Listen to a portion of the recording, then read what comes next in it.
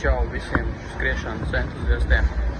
Gribēju padalīties ar dažiem iespaidiem no nesen piedzīvotās nometnes, skriešanas akadēmijas organizētās nometnes Portugālē ar Saulu Gruševu treneri.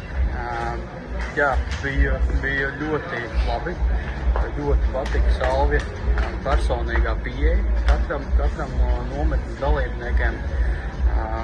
Vieta, kur tiek organizēta, ir ļoti tuvu okeānam, līdz ar to daudz skriešanas taku, nepārtraukts pelds okeānā, saule.